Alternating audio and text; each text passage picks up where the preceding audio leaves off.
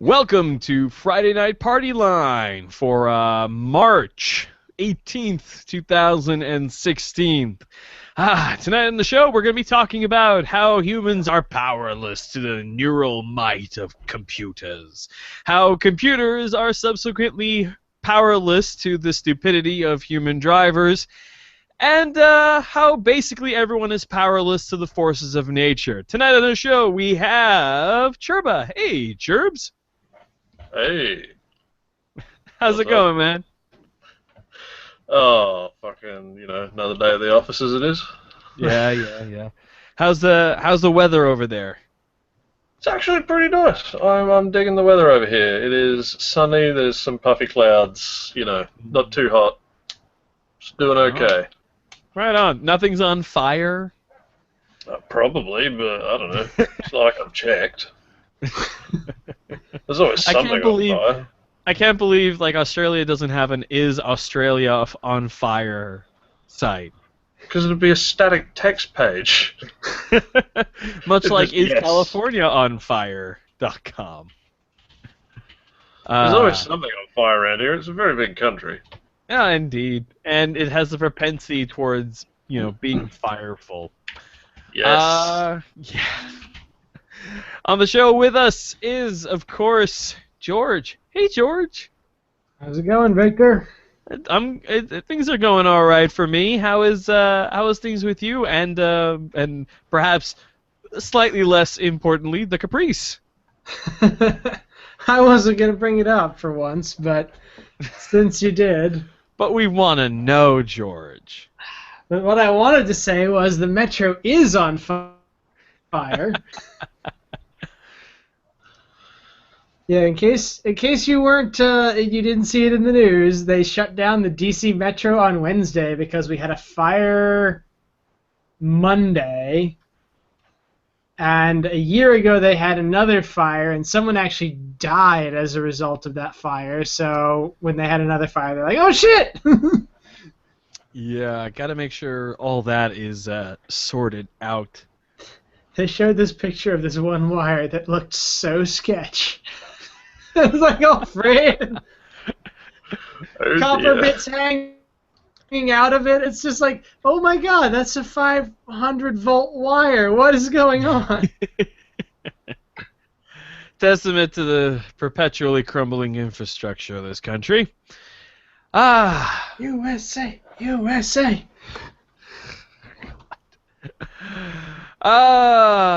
And speaking of USA, or perhaps someone who's more and more frustrated with it, you have Scott Johnson. Hey, Scojo.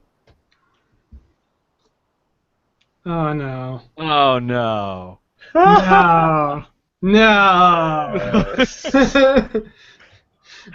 Scojo, we can't hear you at all. Johnson is gesticulating wildly. He's checking his chords. He's grabbing his chords, checking them twice, talking into the mic, but we can't hear him, and that's just how it is. Scott Johnson is not on the show. Oh, no. So well, rest assured that he is here gesticulating wildly and continually testing his microphone to no avail, to be quite honest. But in that case, I should mention that Kieri Pamu Pamu is coming to Australia if you like K-pop, so go buy tickets. Oh, yeah. Kieri Pamu Pamu. She's, I like her sound, but her music videos are very strange. Yeah, I'm okay with that. I've never heard of any of this. The big top at Luna Park in Wait, Sydney, hold on a second. Isn't Kieri Pamu Pamu J-pop? I don't know. I don't remember. I just kind of listen to the songs. I don't get myself into that little world of men in weird coats. You mean Scott Rubin's world? Yes, I'm the other Scott. Actually, I'm the other Scott. We've got too many Scots. There really are too many Scots. Too many Scots on the dance floor. Oh, wow. But which one of you is the true Scott? Definitely me, because I could probably kill the other two. Hey, speaking of the Scott, we got a Scott back. Yeah, there we go. Nice. So yeah, as I was saying, why would I be upset about or frustrated with the United States? I mean, it's pretty much looking like the person I'm backing is going to become president. So I mean, well, of course, you are watching the spectacle and rubbing your hands gleefully. yes. Versus the the other Scott Johnson is about ready to say fuck this shit. The other Scott Johnson? There are a lot of not- Scott Johnsons. There are a lot of Scott Johnsons. And Are isn't you there talking- another Scott Johnson as well? Talking about my There are- evil twin that's like a Trump supporter or something? I don't remember. Maybe it should get was. him Maybe on the it show. was you. I'm again getting the stupid usernames wrong, but there was there was a Scott on the forum basically saying that it's my job to make sure that people don't drink raw milk, and if Trump becomes president, it gives me a reason to be just completely evil. Oh no, and go build my. you got me That's confused with Pete. Pete.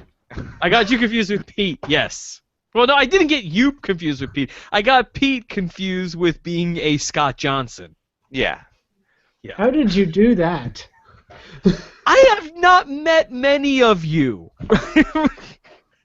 And whose fault is that? No one's. It's Of course not. okay. Anyways. Let's get this show rolling here. First up, we're gonna be talking about the AI that has been storming the news. We're gonna be talking about AlphaGo, the AI that put Go champion Lee Lee Sedol in his puny human place. And won 4 out of the 5 Go games against him. Lee Sedol is a world champion at Go. I think he's, what is he, like 6th Dan. level or 9 Dan? Yeah. And he won. Well, not he. The AlphaGo won. Very This was a thing that many people didn't see coming. They expected it to be kind of like, oh yeah, that's all right. But Who then it didn't just see this started taking. coming? A lot of people I know thought that it would not, that AlphaGo would not ultimately win. But as soon as it won 3 out of the 5 games, it automatically won, and then it just took the 5th one. So did did it lose the first game? No, it lost the 4th game. It did a weird thing. A very, very weird thing. Because Lee Sedol did a weird thing.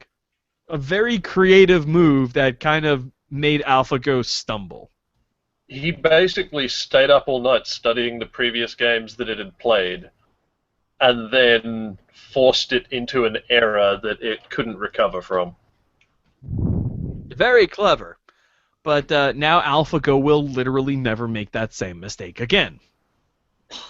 So it's like Ultron, Yeah, basically. except for without a, daddy complex.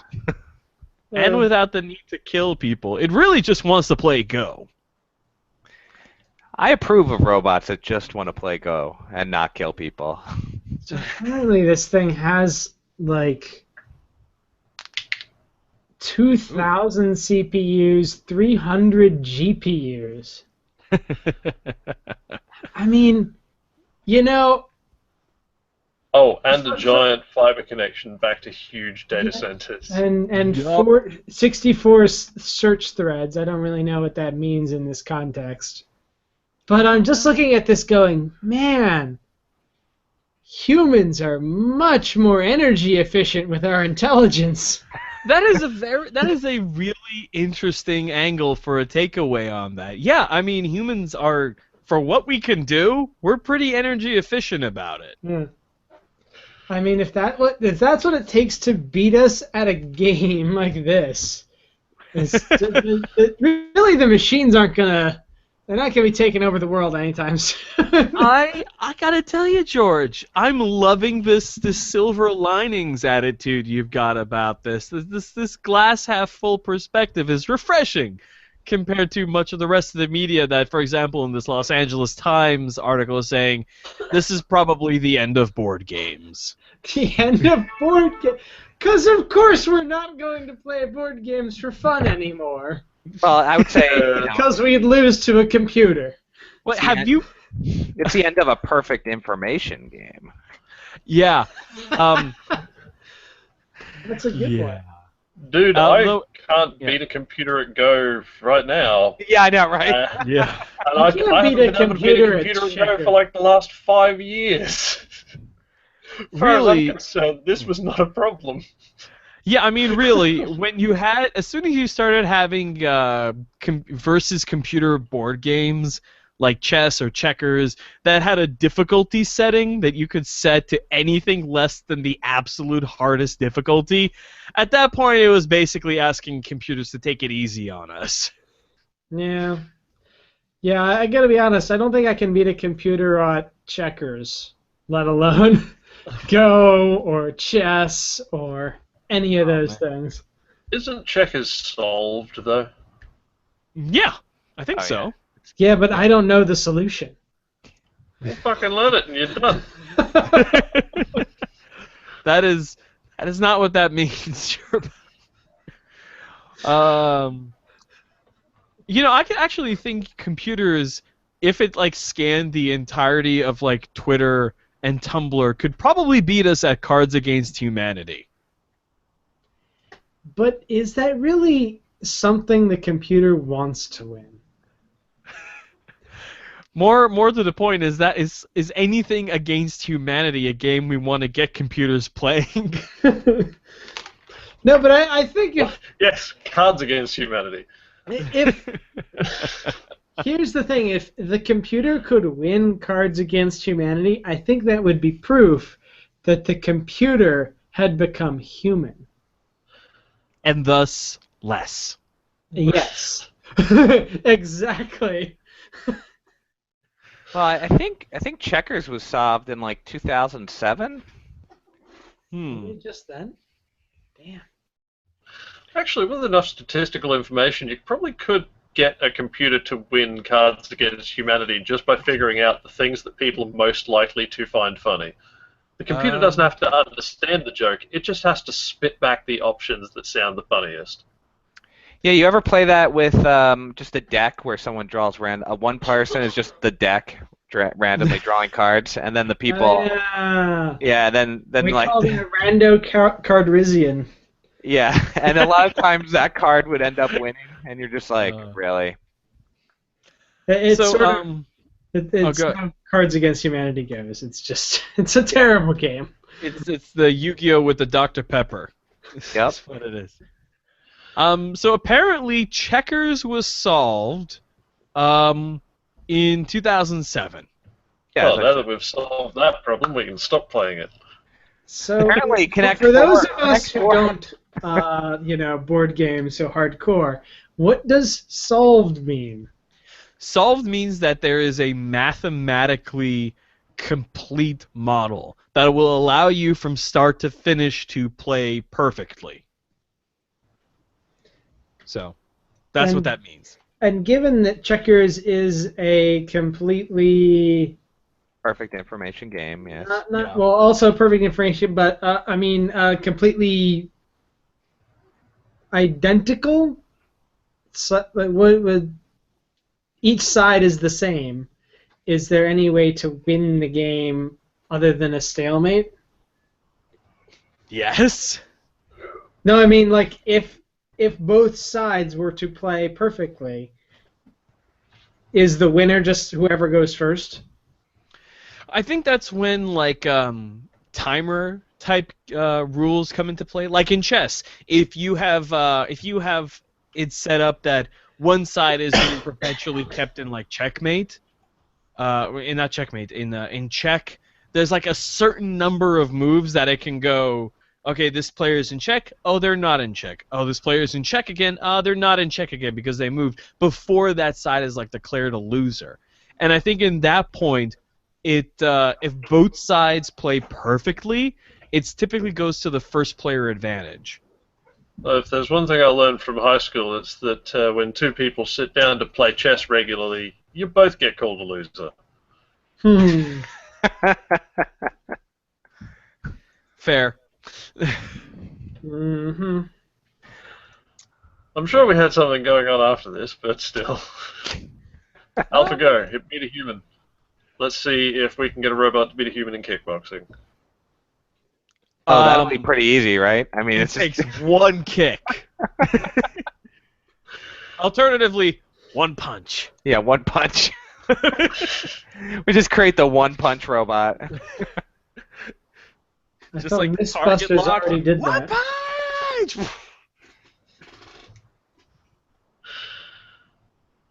It's a car lifting jack mounted horizontally. So just step sideways. Well, if it can track your movement, it'll be able to rotate with you. Ronda Rousey, eat your heart out.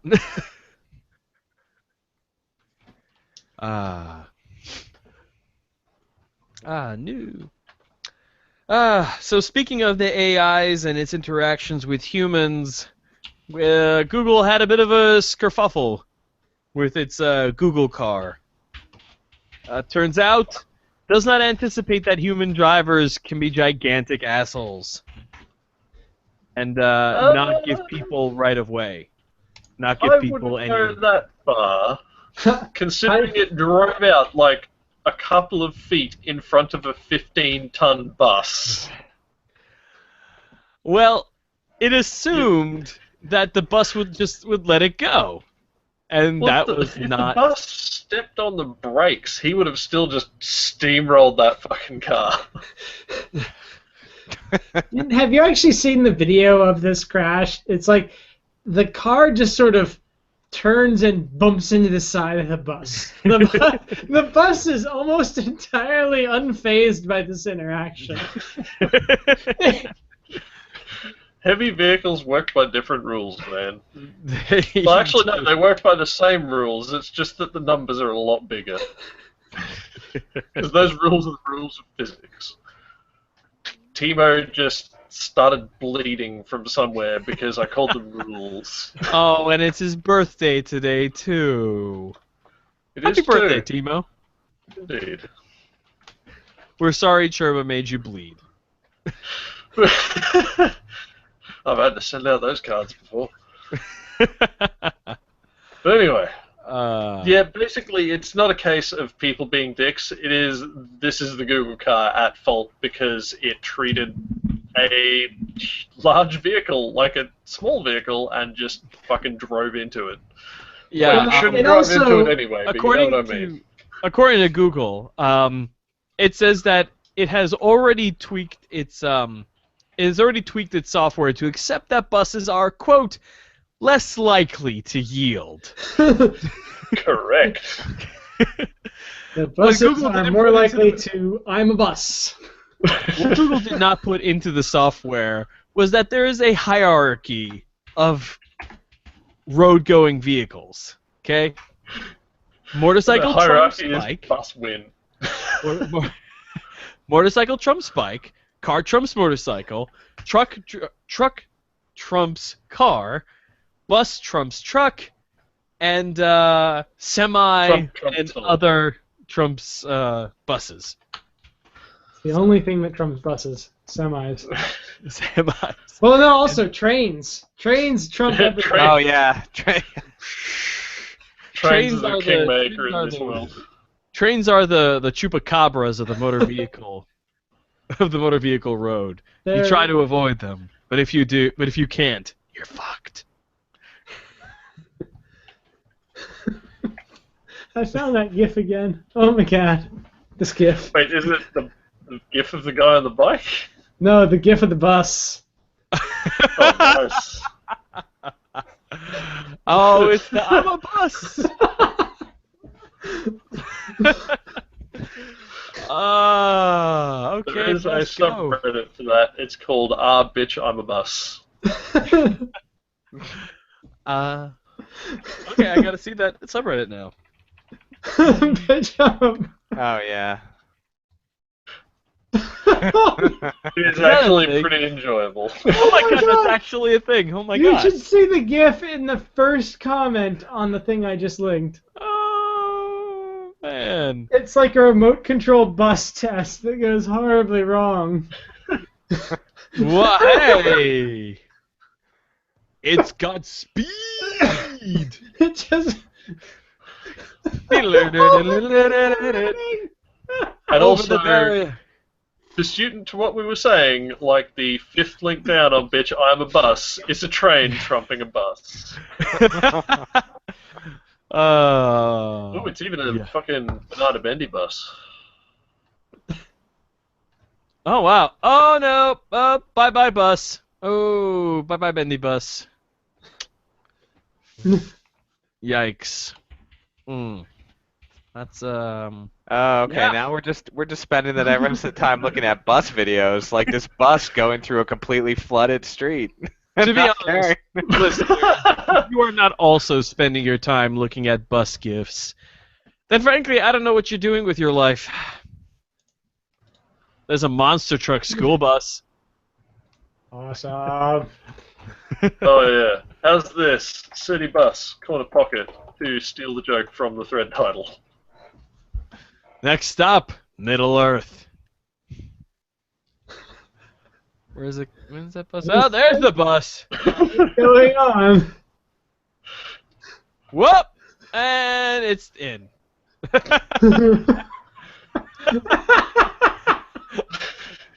Wow. That went from there's pavement there to there's not pavement there anymore. And fucking people reckon the US has got severe potholes. I said that, and now it's going to turn out to be the What US. this guy is that's standing there. He's just sort of Oh, wow. standing, like, for real? For real? No, that did that. No! Really? No! Alright, let me move my road flares over so the next bus won't do that. Oh, goodness gracious. Are you kidding? I'd move the road flows over so the next bus did. You can fill in the hole with buses. Just asphalt over the top, you're done. Each successive bus further compacting the previous ones. Exactly. Uh, I There mean, is one London point I want to make about the Roman city in the foundations underneath. We'll fill that pothole with a foundation of buses. There is one thing I wanted to make about self-driving cars, and self-driving cars are going to be a thing that happens eventually. in our lifetime, definitely. Partly because humans just can't be trusted to drive cars safely, Yeah. and also partly because as cars become safer, the pillars around where we sit are becoming so large, we're not going to be able to see out of them anymore. Oh yeah, dude. Like, Ugh. I know George, you're a tall guy like me. Yeah, Not sure how tall Scott is, but he's a guy who is of a size. he's tall-ish. Yes. 6 foot. 6 foot. Yeah, Yeah, ish. 6 foot's close enough. Like, have you ever driven a smallish four-door these days, like an I-45? I own a smallish four-door. The reason I'm bringing this up is because I was leaving, like a week ago, I was leaving the pizza shop, and, like, a car came at me at a 90-degree angle towards the same intersection, and I didn't see it at all. It was completely obscured by the gigantic A-pillar on my car until I was about to run into it. Yeah, man, the fucking A-pillars on an I-45 are 6 inches wide. It's huge. Yeah. Or at least I think it's 6 inches. I don't know, I'm guesstimating that. Like, I Yeah, have to it's- duck my head over into the middle of the car in intersections. It's no People who joke. are short have no trouble. I don't have a banana for scale here, but this is okay. Here, I actually do. I have see. This is how thick the A pillar is on my car. Yeah. Now, I drive a very small car. It weighs a little more than 2,000 pounds. It's 90% of amazing that that I can have an accident in that and won't be guaranteed to die. So there's upsides and there's downsides, but Sight or being killed horribly in an accident caused by your inability to see. see. Hey Yeah. man, my car has modern safety features like crumple zones. Yeah, but you aren't supposed to be in them. Yeah, fair point. Hey man, it's energy absorbing materials. If I run into pretty much anything, it's just going to explode into a cloud of rust and bondo. I'm just going to be left sitting there on a chassis with a seat. The mighty van is a Very mighty Wile E. thing. Coyote of you. Comes flying out of the front of the car, still buckled into the seat, just keeps going, just whee! And then, you you have to wait a sufficient amount of time before you just fall to the ground. And still holding the steering wheel, of course, because that's Right. just the way it's got to be. You just As have long to. as I don't look down, I will be able to. Or You're just notice. going forever. Well, you know what's going to happen. You're still going to be holding the steering wheel. It's going to be the steering column plus like a couple of wires hanging out the bottom of it just for effect. And you're going to be going, and you're going to notice, the brake pedal and the gas pedal, they're not feeling as responsive. And then you look down, you look to your left, you blink a couple of times, and then, thump!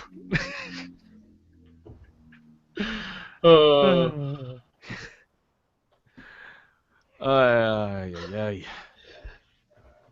Man. But anyway, Well- Google self-driving car, it fucked up. It did. And it was either not too long after or not too long before. I think it was the Department of Transportation ruled that it could count the computer as a driver. So they could have a quote-unquote driverless car without it being actually driverless? Or rather, having a driverless car without it being quote-unquote driverless. I'd say there's probably a lot more conditions under that. Well, yes. I mean, that is a very... I mean, come on. Have you seen anything the Department of Transportation puts out? They're always like this thick. I mean... Yeah, I've seen the rego bills the Department of Transport puts out, and I'm fucking jealous. Here's the thing about the crash that Google had, though, that I didn't quite understand, is they said that the computer decided, well, traffic's going to slow down for me because I'm signaling. Right. Big mistake to begin with. Therein lies the error. So therein lies the error. But it said that the person who was in the driver's seat agreed with it. So Well, how much did Google pay that person to say, whatever it fucks up and does, you just have to say, yeah, it seemed like it was making the right choice. Because I Actually, to be watched fair- this video, and it clearly made the wrong fucking choice. Yeah, dude, like, No. a human driver in control, unless they were, like, in such a state that they probably shouldn't be driving anyway, be that intoxicated or be that incompetent, they wouldn't have done that because I'm you pretty drove sure into the side of a fucking bus. Well, I guess that's the problem, isn't it? That the self-driving car is trying to solve. Stupid humans behind the wheel of 1-ton bullets. Yeah, but Or in the thing case is that of as the long bus, as we a have 20-ton bullet.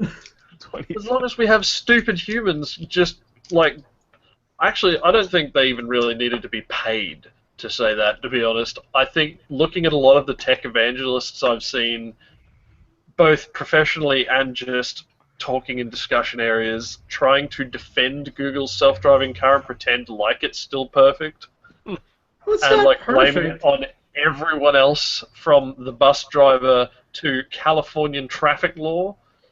Yeah, I'd Here's say the they thing. might not have needed to pay this person. This person might have just agreed with it because it said something. It could have These are said, drive the wrong way on the fucking 5, straight into traffic, and spear yourself into a gravel truck, and the guy would probably just say, yeah, sounds reasonable. Well, keep in mind that a lot of these people are the types that grew up in cities and may not have gotten driver's license, which I've noticed is a disturbing trend among many of my, tech evangelist sort of friends. None of them have gotten driver's licenses. Weird. Yeah, not having a skill is not a sign of pride, kids. I don't care how fucking techie you are, learn to drive, you idiot. Like, well, what do we need a driver's license for? We take public transport, or we bike everywhere. Yes, That's it's very fine. nice that you're taking public transport, and I'm glad that you're biking. Yay, bikes. But what if you need to drive? Here's the thing, though, is, as you said, they're arguing that it's still perfect. I mean, it's not perfect. It doesn't have to be perfect. Exactly. It has to be better than people, and people are terrible drivers. Yep. Exactly. But don't underestimate the delusions of the tech evangelists. I'm talking the kind of people who are like, oh my god, Soylent, nobody's ever done this before, and certainly not in, 1940 fucking 5. What the Google car needs to learn is that if you're going to try and pull out in front of a bus, you need to fucking floor it. You don't do that Google car half commit. I'm gonna go this way now. I'm gonna go that way. No, you commit 100% of your acceleration potential to this plan. That was the problem. The guy in the driver's seat was live coding it, and he tried to do a git integrate. He accidentally left out a bracket, so he just git integrated with the bus. Nice. The problem is that Google cars. I have no idea what they mean. Google cars cannot drive like timid 16-year-olds who just got their license. Like, they cannot drive like that. Yeah. They need to drive like the 16-year-old that doesn't give a damn. Yes, they need to drive like us, like psychopaths. They're trying to make the car they're trying to make it care too much about humans. They should make it care as much about humans as everyone else on the road, which is fucking not at all. There are no other people on the road, just other boxes you might hit. You gotta pretend like it's burnout paradise. There are no actual people in those cars. It's just cars. Google self-driving Rocket League. Now you're onto something. Actually, I want to see what happens if Google made a self-demolishing derby. Like, just self-driving cars trying to be the last car standing. That'd be a snuff film. I'm okay with that. Beautiful.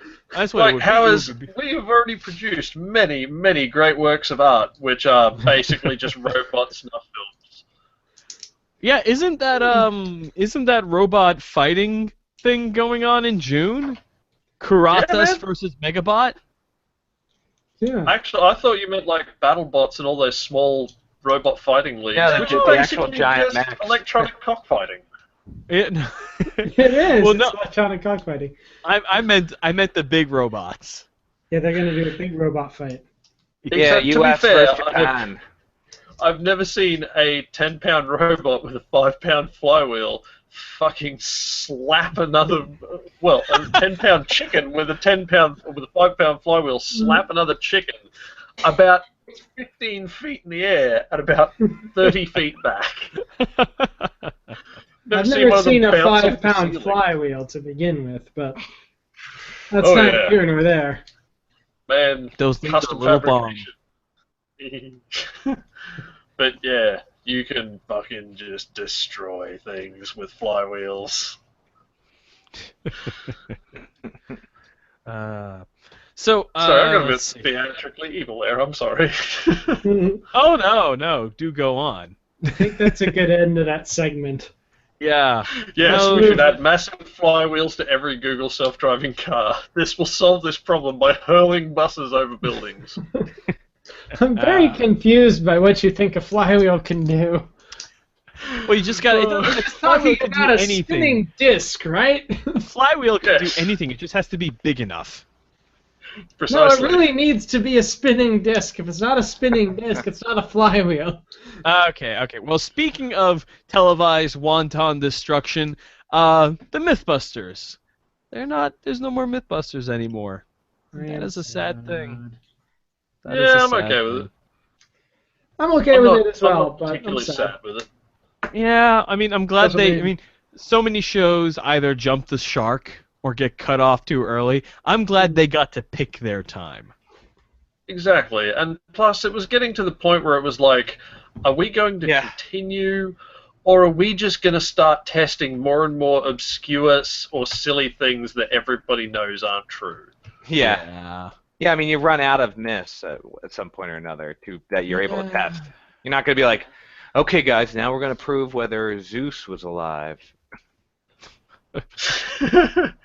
To be honest, I mean, Adam Savage is like my hero, but Adam and Jamie, I feel like they really couldn't carry that show. I mean, they could do the show on their own, but you kind of needed that other team to go back to while Jamie and Adam are doing the big, complicated, awesome thing, you would have Carrie, Grant, and Tori. Yeah, doing the own little mini-myth, doing a whole bunch of little myths off on the side. If only Tori was Tori, that would be just neat. I like it when things are neat like that.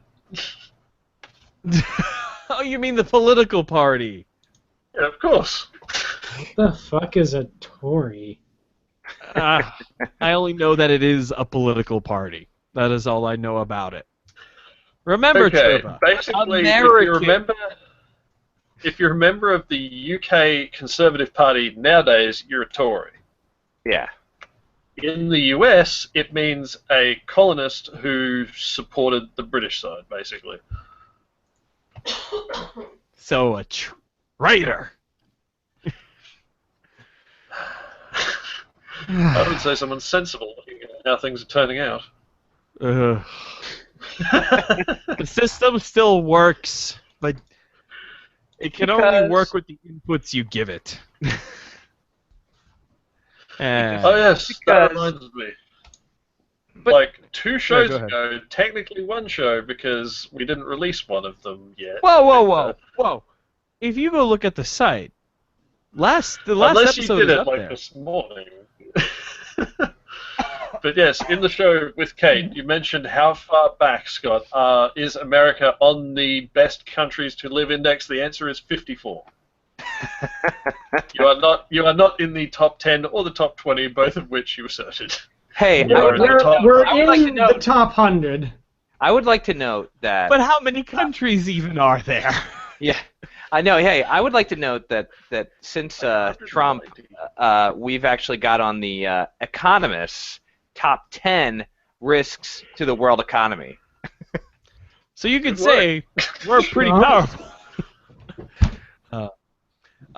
But yeah, He's Mythbusters. gonna make Mexico pay for the wall. It's not gonna be ours. I gotta tell you this, guys. This is hilarious.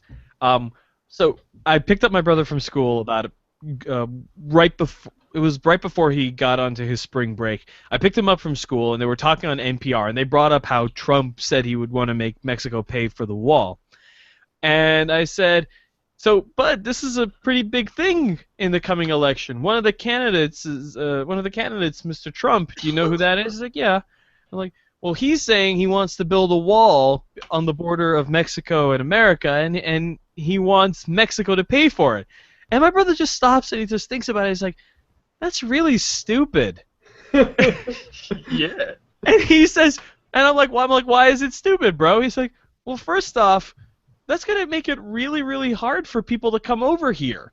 I'm like, yeah, but that's part of the point. He's like, yeah, but, I mean, not just people who want to come here when they're not supposed to come here, but anybody who wants to come here. I'm like, yeah. And he says, and the other thing is, how is he going to make Mexico pay for it? I'm like, this is a 10-year-old. He understands this. Well, you know, a lot of American voters are not as smart as a 10-year-old. Oh, don't I know it? Ay, ay. So, just going back to Mythbusters, pretty big part of, I mean, it could be safely said that Mythbusters inspired a generation to go into the sciences. Wouldn't you guys agree? Yeah. It's been around for 13 years. He's Adam Savage has spoken many times about people coming up to him and saying, "Hey, you're what made me become an engineer or a scientist or a maniac with explosives." I'll definitely give him that he didn't discourage anybody. Mm-hmm. I feel, I mean, to me, it's sad, but I know that there are other shows on, for example, the Science Channel or Discovery that are sort of filling the same niche, but still, sad. All right, one last topic before we cap this thing off. Last week on the 11th, which was at time of air, it will be exactly 1 week ago, was the 5-year anniversary of the Japanese tsunami and earthquake, and as well as the Fukushima Daiichi nuclear power plant disaster. And this whole past week, NHK World has been putting up segments about things you can do to prepare for emergencies and things like that. I thought it might be good to cap this episode off with a bit of with some advice and some tips from all of us as to what you can do and things you should do to be prepared for natural disasters and emergencies. So, Churba, since you live in a perpetual natural disaster / emergency, do you have any tips for the listeners? Generally avoid being in a disaster.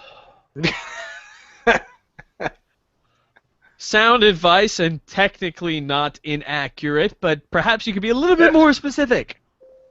Don't get set on fire. Don't go under the water for too long. Make sure you have a house that stands up to high winds, and if you don't be in it. No, seriously, dude, I've slept through cyclones, so I'm not the best person to ask here because my survival strategy is exist. Okay. All right, then. How about this? Well, how about this? You have to be more specific. Survival of what? There are so many different disasters, and clearly the there prep are plenty. is not going to solve the other. Right, clearly. I mean, if you live in a tornado, if you live in Tornado Alley, you know, the same sort of advice for example, avoiding a tsunami would not apply to you. But things like... If you need to avoid a tsunami in Tornado Alley, you have far bigger problems. Yeah, global warming probably chief among them. Here, you want to know? You want to know mine? So mine is live on the east coast of the U.S. because all you have to really worry about is an occasional hurricane and blizzard. Blizzards usually you can survive by just staying inside a house. Hurricanes you can just stay away from the coast, and you don't have to worry about earthquakes, fires, or for the most part tornadoes. Yeah. Yeah, the blizzard we had was inconvenient, but you know what? My power didn't even go out. Okay, so I guess the biggest advice we can give you is live in a first world country. Oh yeah, be rich. There's a good one. Be rich. Be probably a white person because you know they'll probably be better off, right? Because you're gonna have that privilege to survive through the. It's also very important that you don't put yourself in a situation where money cannot help you. Oh yeah, exactly.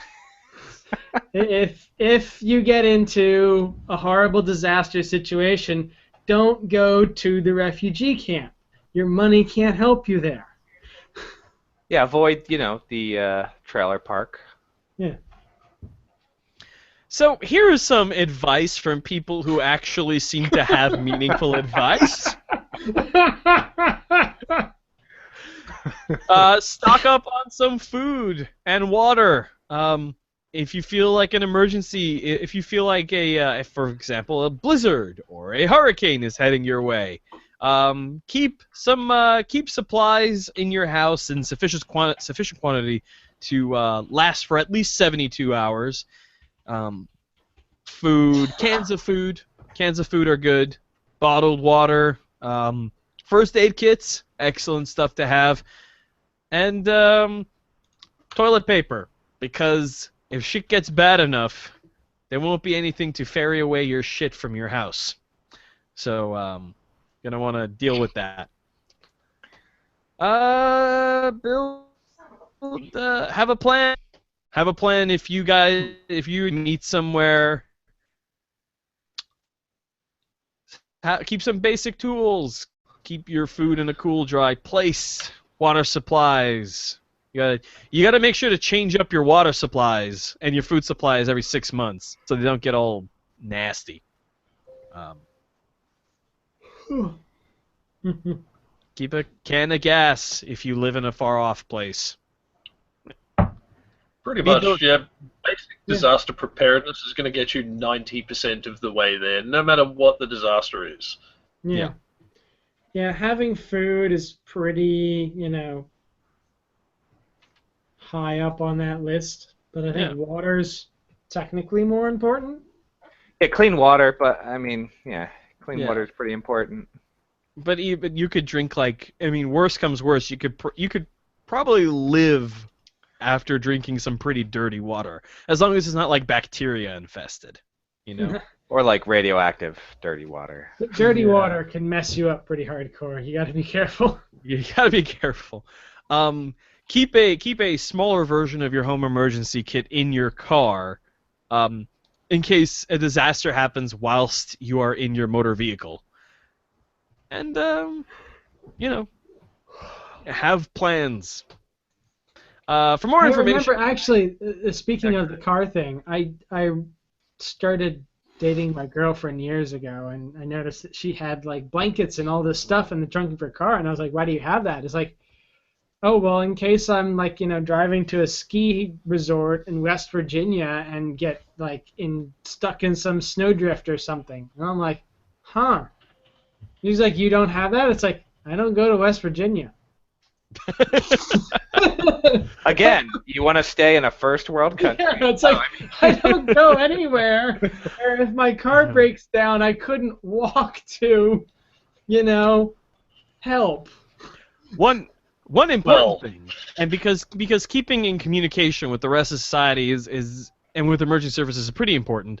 What you may want to do is you may want to stick, if you do not already have one, a cell phone charger in your glove box in your car, so that worst comes worst, you do have that big honking car battery that you can use to keep your phone charged, so that you can maintain contact with emergency services if necessary. And don't waste it scrolling through Facebook. Oh yeah. Please. But that's what. You're still alive. Well, yeah, you can use Facebook in the time of a disaster to say that you are still alive and you are okay, and that way your friends can stop worrying about you. When we had really bad a really bad blizzard where a lot of people lost power. My tenant actually posted on the electrical company's Facebook website and complained that he hadn't got power back. And needless to say, they had like 4 crews appear at his house. So you never know. If you for example, you're in a disaster and you lost power, complaining on social media where everybody can see you might actually get you help quicker.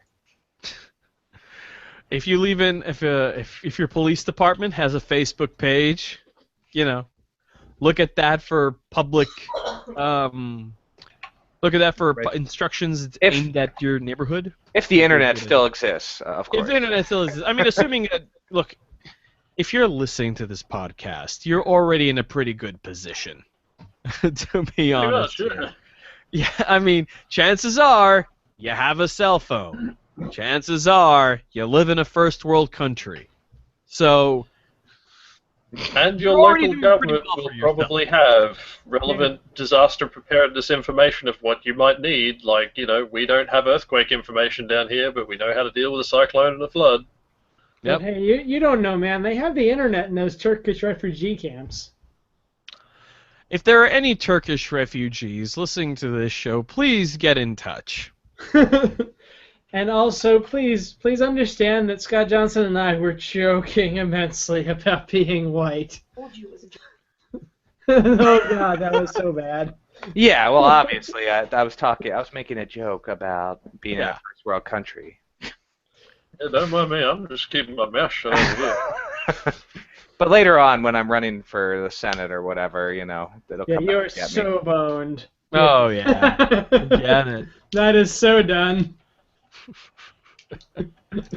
All right. It'd be like For more, that if you live in the United States and you'd like more information on how to prepare, plan, and stay informed in the event of a disaster or similarly bad event, you can check out www.ready.gov,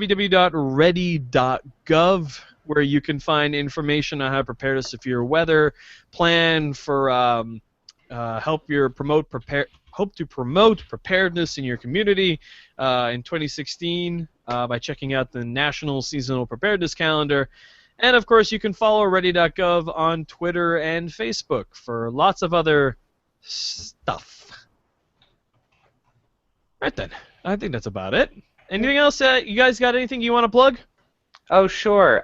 So the thing I was actually kind of doing while we were doing this was scheduling for ZenkaiCon, which takes place in Lancaster, Pennsylvania, the April 1st to the 3rd. It's a sci-fi anime convention. Should be lots of fun. My wife's a vice con chair, and I'm the head of live programming.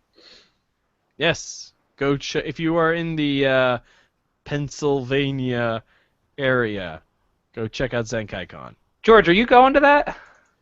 I haven't made any plans. Oh, okay. There might be a room that you could squeeze into, probably, like with Rim or something. I'll check. Yeah. Well, since we're already on, I can't make it to Connecticut this year due to a wedding. So. Oh, weddings kill all annual events at some point or another. Yeah. Cool. Speaking of conventions, if you're in the San Diego area, you can come and check me out. By the time this goes to air, I'm already at HanadokiCon, so you can come check me out there. I'm doing about 5.5 hours of programming, lots of panels. Come check me out, check out the panels, check out the convention. It's a good con. It's in the Town and Country Resort in San Diego, California. So check that out if you have time and want to go to a convention. Yes. Chirba, thing you want to plug? Yes. Right. So coming up in some time, it will be the 11th of June. Yes. There is a in new some time. small indie comics event happening in Brisbane called Comic Street. Basically, a whole bunch of indie creators are getting together and setting up an artist's alley right in the middle of Queen Street Mall in the very center of the city for people to do art stuff with and buy their things and promote their comics and all that sort of stuff. The sort of stuff you see in an artist's alley normally, basically. You know, it'll be people doing artist alley stuff, making art, selling art, chatting to people. So you should come along. If you're a creator, you should contact Comic Street and say, hey, can I get a table? And they will go, probably, okay, because, you know, they're cool. Yep. Wait a minute. George. Oh, okay, never mind. That wasn't... I thought I saw I misread a headline that would have been a breaking news. But it was just... Missouri primary, Hillary Clinton wins, Democratic contest, Bernie Sanders concedes. I read it just, Bernie Sanders concedes, and I was like, oh, well, that's over. And then I was like, yeah, I'm kind of in the middle of formulating a reply to a friend of mine because they just, and I would normally leave it alone, but they pulled out the media is lying to you, which always fucking annoys me. The media. Especially when the only thing of it is like, okay, it's a pie chart with pledged delegates. One of them has Bernie's little slice, one of them has Hillary's biggest slice, and then it's like, oh, there's 2,394 fucking pledged delegates left to go. He can still win. No, he can't. Fuck you. That's pretty much my whole like my day every day with my friends these days. Like, I actually sat down with one of the math wonks that I know through work yesterday, and we actually sat down and worked out. It is more likely for Bernie Sanders to literally drop dead in the middle of a stump speech than it is for him to win 60% of every remaining state that he needs to take the nomination. Oh, man. So, good luck. Plan for either a funeral or a victory party, I guess. Or neither. He also may not die. This is also possible. Yeah. You know. You forgot that outcome. He could live. He could live, you know. Just forgot that outcome. Yeah, it's like, Jesus Christ, this is not what it's about, man. I mean, yeah, sure, there's 2,394 delegates left of the 4,000, but you need to remember it's a proportional race. You still need to win enough to make up for your previous losses, and then also make sure your opponent doesn't get enough to stay ahead of you at the same time. This isn't the West Wing. This is not how it goes. Yeah, for real. Oy. All right, George, do you have anything you want to plug, share, anything like that? This week, I got nothing. Oh, okay then. Right on. All right then. Well, thank you to George and Skojo and Triva for another fantastic episode of Friday Night Party Line. You will hear from us next week on Acceptable Vices when we talk about and you'll hear from us then. Actually. Bye. Bye. See ya. Are they still not called the